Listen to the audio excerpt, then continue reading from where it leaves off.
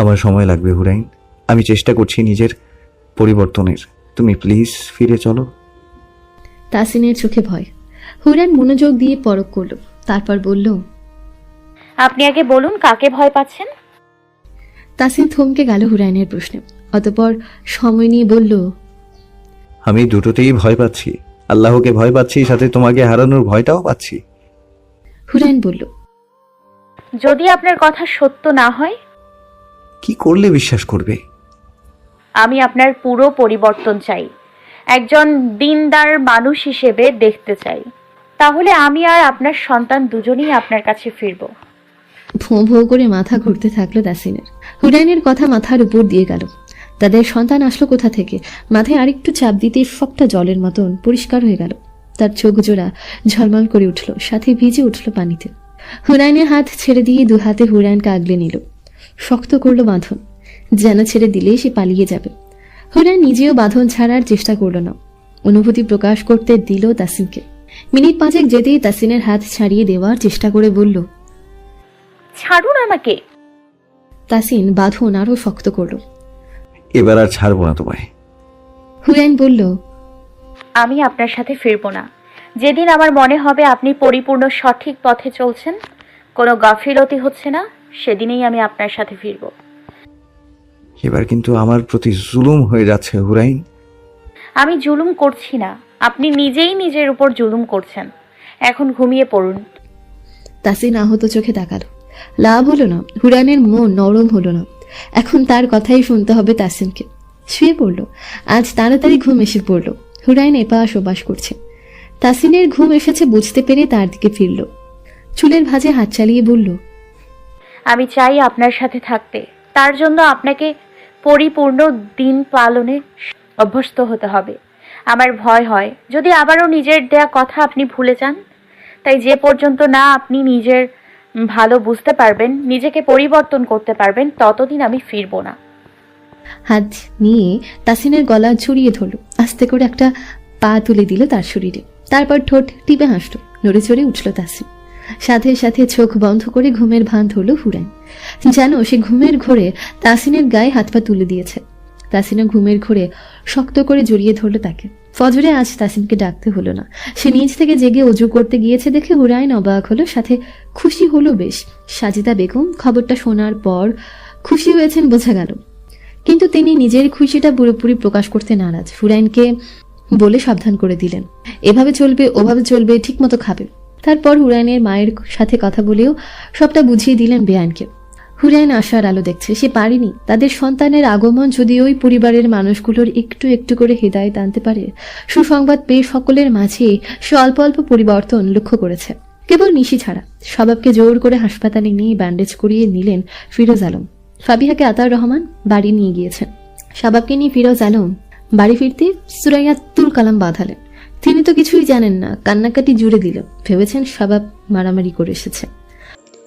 আব্বা কেন গেলে মারামারি করতে? ফিরোজ আলম দাঁতে দাঁত চেপে বললেন, মারামারির চেয়ে বেশি কিছু করেছে তোমার ছেলে, বউ ধরে মাথা ফাটিয়ে দিয়েছে। সুরাইয়া কান্নার মাঝে খেকে উঠলেন। এই, তুমি আবল তাবল কথা বলবে না। আমার ছেলের বউ আসবে কোথা থেকে?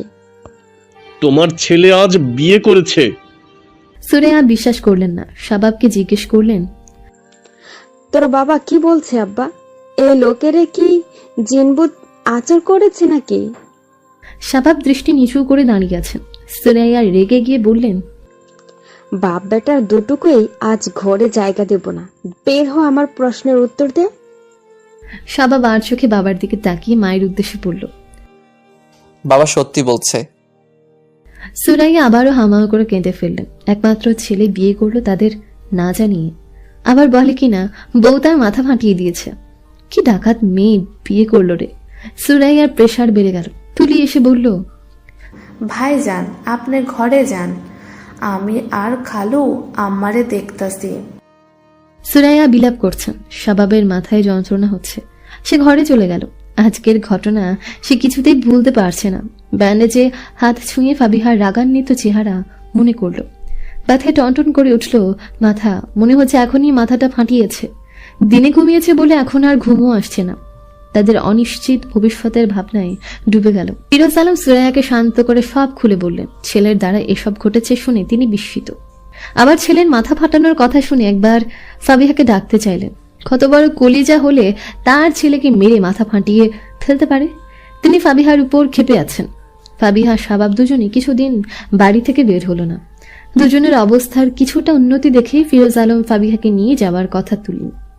বিয়ে যেহেতু হয়ে গিয়েছে তখন একটা সমাধানে আসা উচিত। ফাবিহা বেঁকে বসল। সে যাবে না। এক রোখা সিদ্ধান্তের সাথে তার মাও একমত। মেয়েকে তিনি কিছুতেই দেবেন না। বিয়ে হয়েছে তো কি হয়েছে, কেউ তো আর জানে না।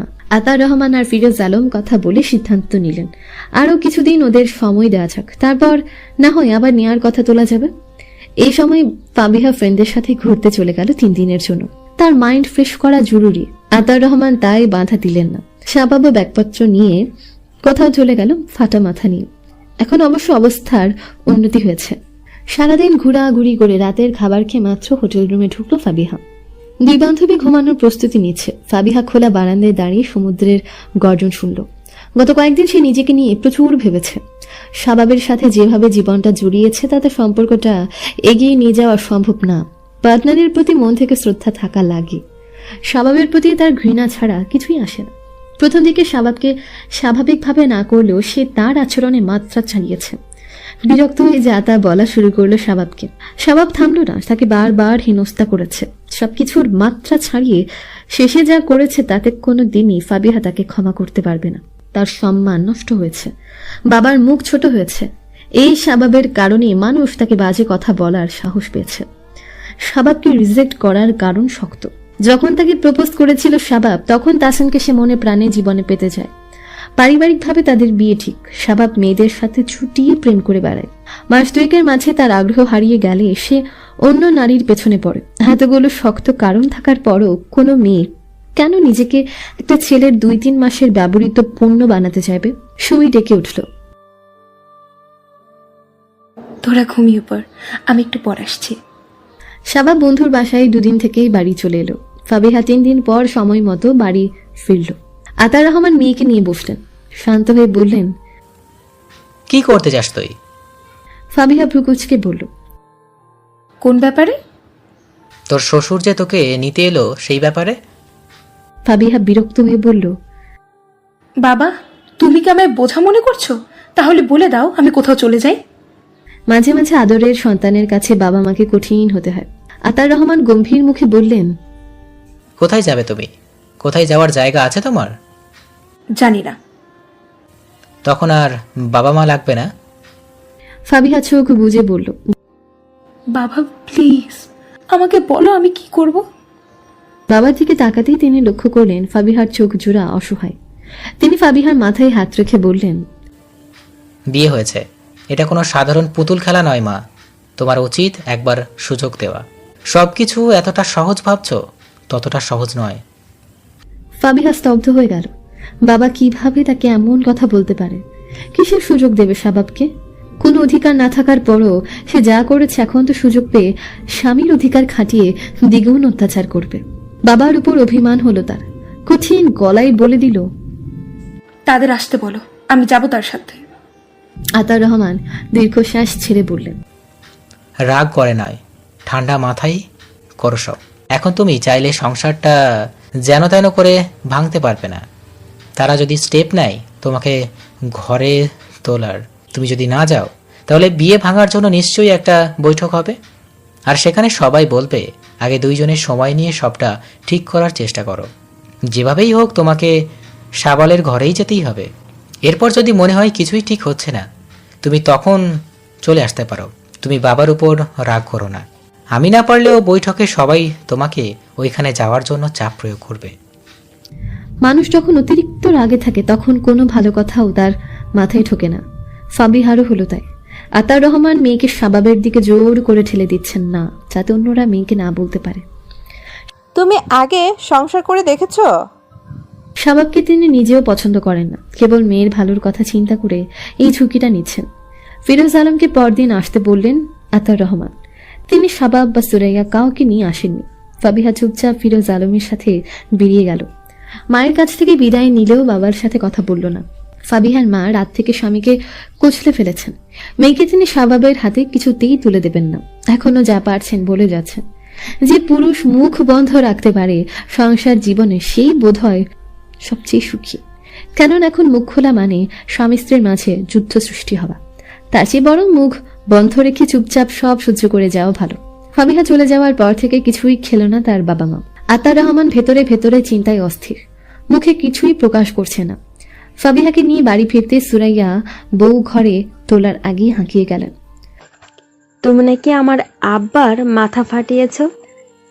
ফাবিহা অচেনা নারীর মুখের দিকে তাকিয়ে রইল। ফিরোজ আলম স্ত্রীকে বললেন, শাবাবের মা, আগে যা হয়েছে বাদ দাও এসব। কেন বাদ দেব? আমার আব্বা আমার একমাত্র ছেলে। আমার ছেলের কিছু হলে ওর মা কি আমাকে একটা ছেলে দেবে? কি আবোল তাবোল কথা বলছো তুমি? ছেলের শাশুড়ি তোমাকে ছেলে দেবে কেন? তুমি চুপ থাকো। ফাবিহা প্রচুর বিরক্ত, তবে উপরে স্বাভাবিক থাকার চেষ্টা করলো। ফিরোজ আলম ফাবিহাকে নিয়ে ভেতরে ঢুকে গেল। তুলিকে ডাকতে হলো না, সে আগে এসেই হাজির।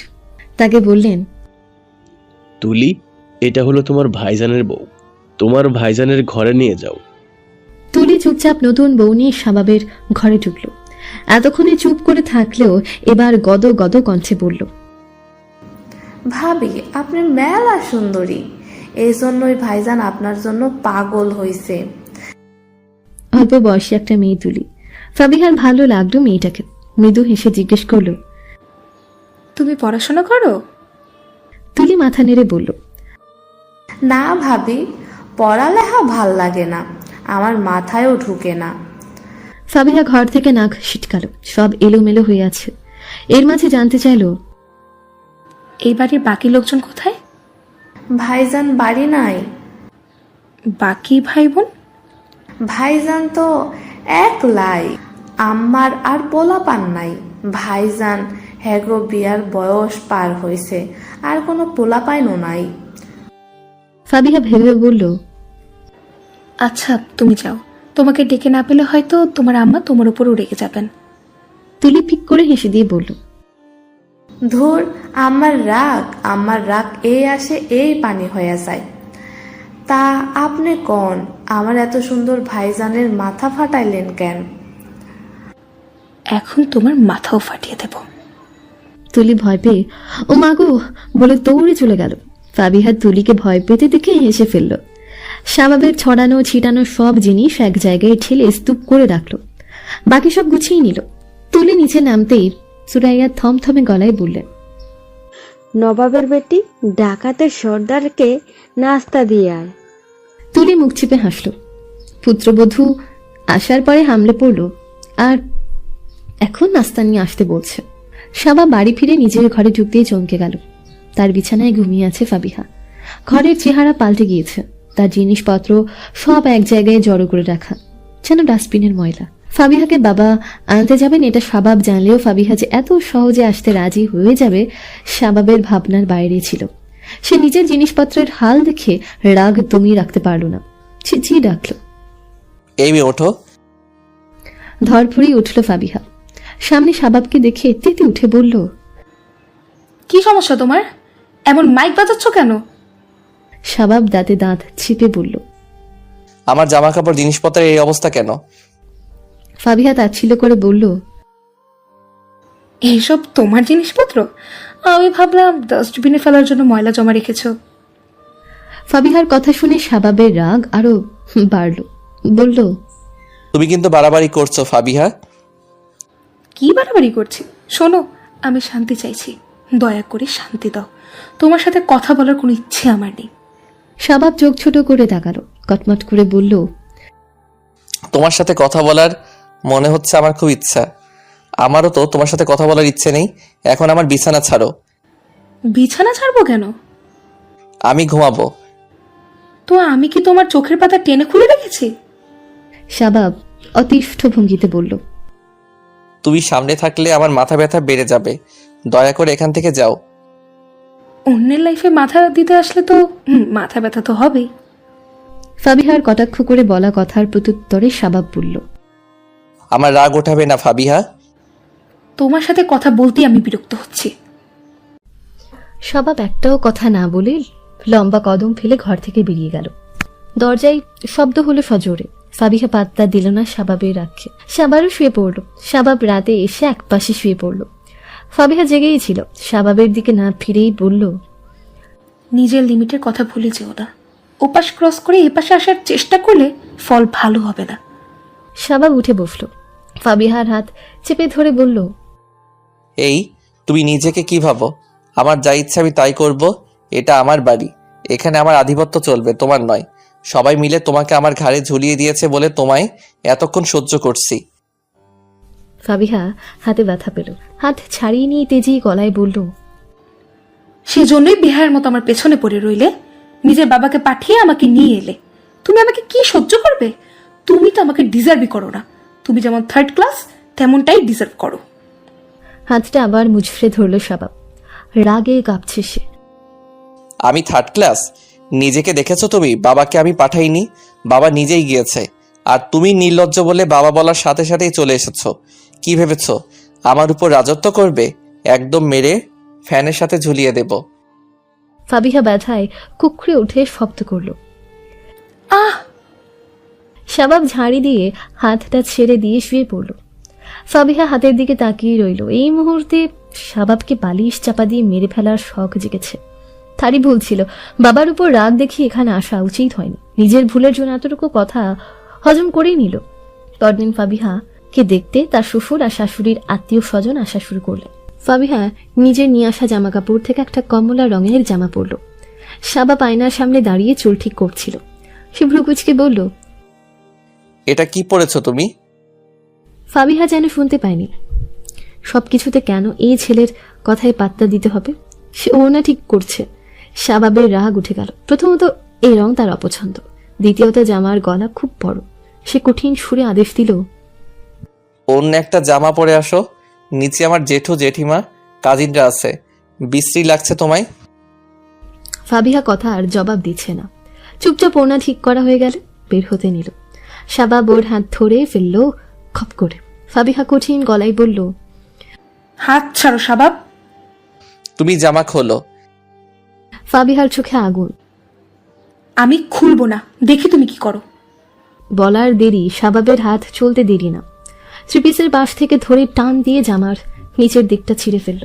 বিস্মিত হয়ে চোখ বড় করে তাকিয়ে রইল ফাবিহা। তার চোখের পলক পড়ছে না। শাবাবের কাজিন প্রিয়া চোখে হাত দিয়ে লজ্জা পাওয়ার ভান করে বলল, সরি, এই ভুল সময়ে এসে তোমাদের রোমান্স দেখে ফেললাম। ভাই এত রোমান্টিক। সে চলে গেল দৌড়ে। শাবাবও বেরিয়ে গেল। ফাবিহা ওভাবেই দাঁড়িয়ে রইল। এখনো তার মস্তিষ্ক সচল হয়নি। সাজেদা হুরাইনকে দেখতে এলেন স্বামীর সাথে। হুরাইন শাশুড়ির সব কিছু আগ বাড়িয়ে করতে যাচ্ছে। সাজেদা তাকে সাবধান করে দিলেন, এত উড়াউড়ির দরকার কি? 3-4 মাস রেস্টে থাকো। আবার রেস্টে বলতে সারাদিন শুয়ে থাকা নয়, একটু হাঁটাচলা করবে। হুরাইন মুখ লুকিয়ে হাসল। হুরাইনের ভাবি বললেন, তোমার শাশুড়ি দেখছি খুব যত্নবান। হুরাইন মুচকি হেসে বলল, আমার শাশুড়ির মন ভালো, শুধু মুখেই মায়ের মতো বকাবকি করেন। সাজেদা কান খাড়া করে শুনলেন ওনার কথা। কি বলছে দুজন মিলে। হুরাইনের কথা শুনে সন্তুষ্ট হলেও মুখ রেখেছেন ভার করে। বিকেলে চলে যাওয়ার সময় হলে হুরাইনের মা আবদার করলেন, আপা, মেয়ে আমার কাছে 2 মাস থাকুক।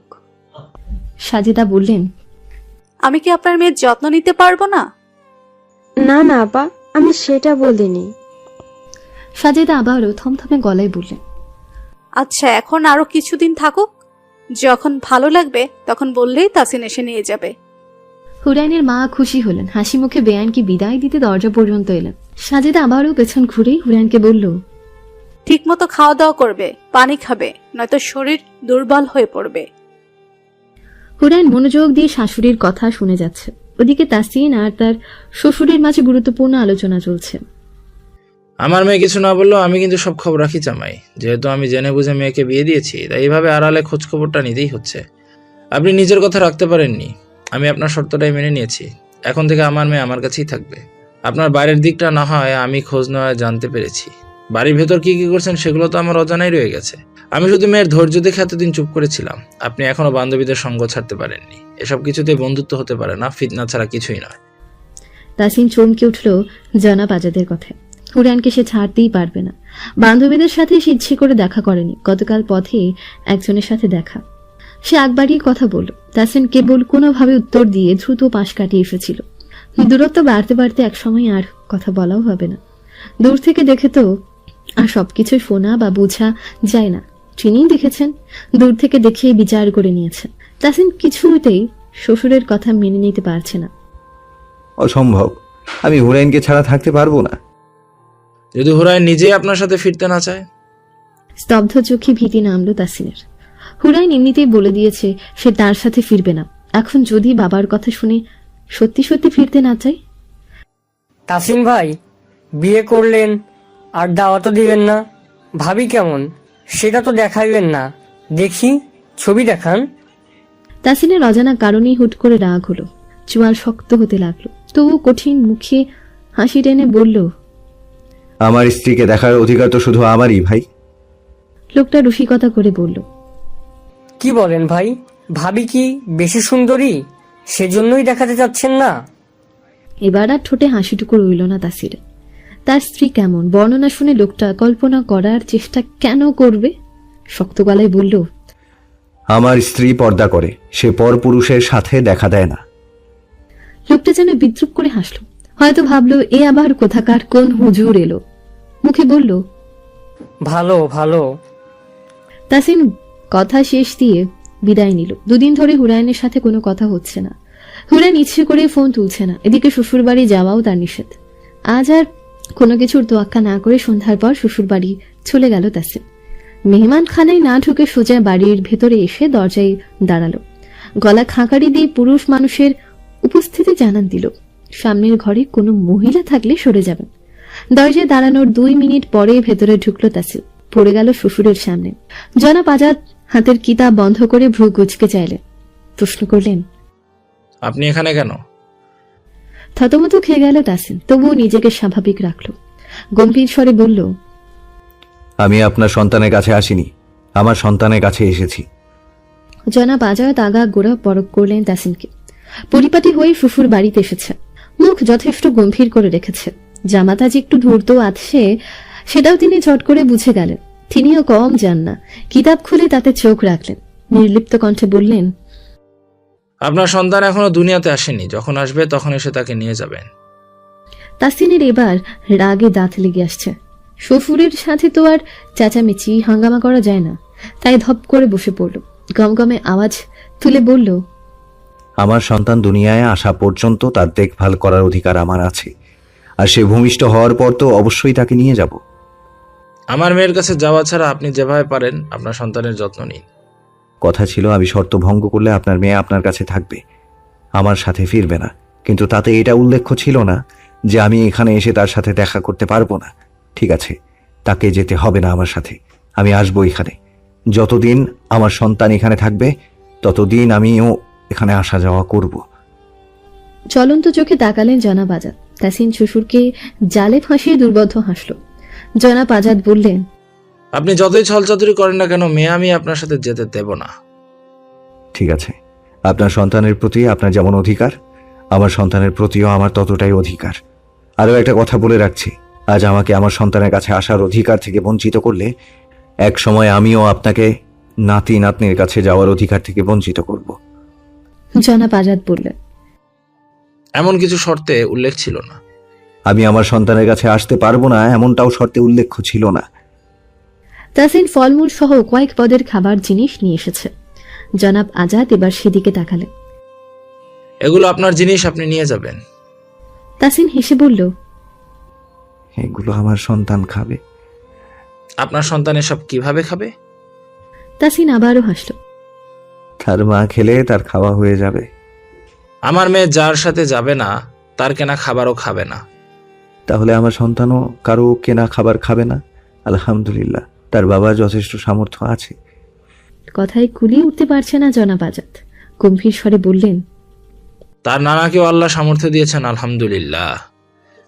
সে যদি তার নানার টাকায় কেনা খাবার খেতে পারে তাহলে তার মাও তার বাবার টাকায় কেনা খাবার খেতে পারবে। আপনি আপনার সন্তানকে দেখতে আসতে পারবেন, তবে বেশিক্ষণ থাকতে পারবেন না, দেখেই চলে যাবেন। তাসিন চওড়া হেসে বলল।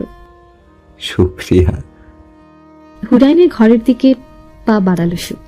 জানা পাজাদ গম্ভীর মুখে তাকিয়ে রইলেন তার যাওয়ার পানে।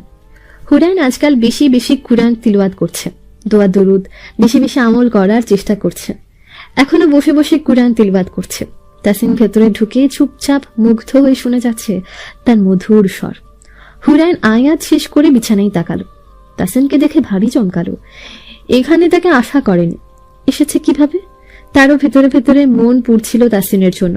তাসিন আর ভাবনায় ব্যাঘাত ঘটিয়ে বলল, থামলে কেন?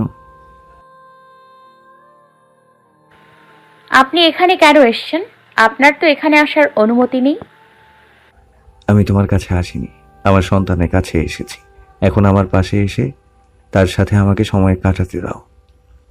হুরাইন সেই জায়গাতেই বসে থেকে তাসিনের গতিবিধি লক্ষ্য করছে। তাসিন নিজ থেকে উঠে এসে হুরাইনের পাশে পায়ের পাতায় ভর দিয়ে বসল। হুরাইন আগের তুলনায় অনেকটাই শুকিয়ে গিয়েছে। তাসিন কোমল স্বরে শুধালো, তুমি এমন শুকিয়ে যাচ্ছ কেন? ঠিকমতো খাওয়া দাওয়া করো না, তাই না? হুরাইন তীক্ষ্ণ স্বরে বলল, আপনি বলতে চাইছেন আমার বাবা আমাকে খাওয়াতে পারে না, তাই তো?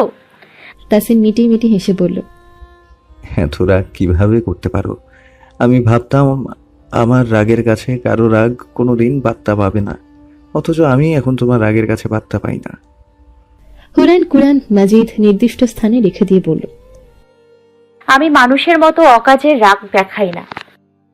তাসিন হুট করে তাকে কোলে তুলে বিছানায় বসিয়ে দিল। পিটপিট চোখে তাকালো হুরাইন, মুখে আঙ্গুল দিয়ে চুপ থাকতে বলল তাকে। আমি এখন আমার আম্মা জানের সাথে কথা বলবো।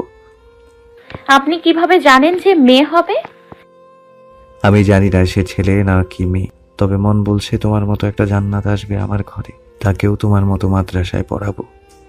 হুরাইন খোঁচা দিয়ে বলল, বাবা পুরোপুরি দিন পালন করে না আর মেয়েকে মাদ্রাসায় পড়ানোর চিন্তা ভাবনা করছে।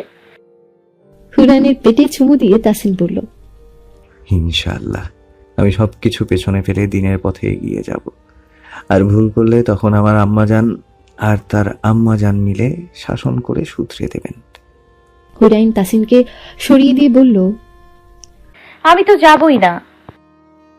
কারো যদি মেয়ের প্রতি মায়া পড়ে যায় তখন আমার কাছে ফিরতে পারবে, আমি কিছুই মনে করব না।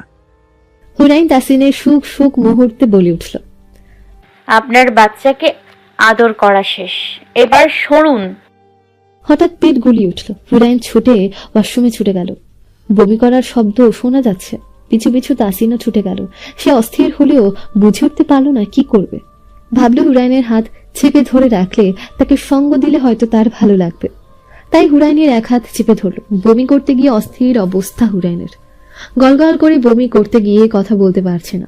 বারবার হাত ঝাঁকিয়ে বোঝানোর চেষ্টা করছে, আমার হাত ছাড়ুন। তাসিন ভাবল তার হাত শক্ত করে ধরতে বলেছে। সেবার দুই হাত চেপে ধরল। তাসিন এমন কিছুর সাথে অভ্যস্ত না। গর্ভাবস্থায় মেয়েদের এমন বমি হয়ে থাকে এটা জানে, কিন্তু এই পরিস্থিতিতে কি করতে হয় তা জানে না। হুরাইন ঝাড়ি দিয়ে হাত সরিয়ে নিল। ভালো করে কুলি করে সোজা হয়ে দাঁড়ালো। তাসিন বলল, তুমি তো অসুস্থ, যেতে পারবে না, আমি কোলে তুলে নিয়ে যাচ্ছি। হুরাইন রাগী চোখে তাকিয়ে নিজেই হেঁটে চলে গেল। বমি করার সময় কোন পাগল রোগীর দুই হাত চেপে ধরে রাখে? বলদের মতন কাজকর্ম। এ আবার বাবা হওয়ার স্বপ্ন দেখছে। তাসিন বোকার মতন দাঁড়িয়ে রইল। রাগ দেখানোর কারণ বুঝে উঠতে পারল না। ফাবিহা জামা পরিবর্তন করে নিচে নামল। সবাই জানে শাবাব লুকিয়ে বিয়ে করে নিয়েছে। তার ফিরোজ আলম গিয়ে বউ নিয়ে এসেছেন বাড়িতে। জ্যাঠা শ্বশুর আর জেঠি শাশুড়িকে সালাম দেওয়ার পর শাবাবের জ্যাঠা হাতে টাকা গুঁজে দিলেন। ওর জেঠি একটা চেইন পরিয়ে দিলেন গলায়। যেহেতু শাবাবের বাবা মা ওনাদের পুত্রবধূ মেয়ে জামাইদের এভাবে উপহার দিয়েছেন, শাবাব তো ফিরোজ আলমের এক ছেলে, তার বউকে তো দিতেই হয়। পুরো দিন ওনাদের সাথে কাটলো। তারা বিকেলে বিদায় নিলেন। সন্ধ্যায় সুরাইয়ার জন্য চা করে নিয়ে গেল ফাবিহা। আম্মা, আপনার চা। সুরাইয়া বললেন, যে আমার ছেলের মাথা ফাটিয়েছে আমি তার হাতের চা খাবো না, নিয়ে যাও।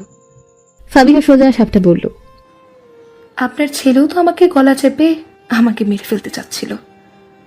খ্যাক করে উঠলেন সুরাইয়া। আমার ছেলেকে তো হাজতে দিয়েছো। আমাকেও হাজতে রেখে আসুন আম্মা। বিড়বিড় করে বলল, অন্তত আপনার ছেলের সংসার করা থেকে বেঁচে যাই। সবাই তো আর তোমার মতো না। চা ঠান্ডা হয়ে যাচ্ছে আম্মা। সুরাইয়া রাগ করে কাপ নিয়ে ফেলে দিলেন। ফাবিহা প্রতিক্রিয়াহীন দাঁড়িয়ে রইল।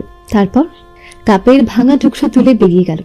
তুলিকে পাঠিয়ে দিল ফ্লোর পরিষ্কার করতে। মনে মনে 14 গোষ্ঠী উদ্ধার করলো শাবাবের।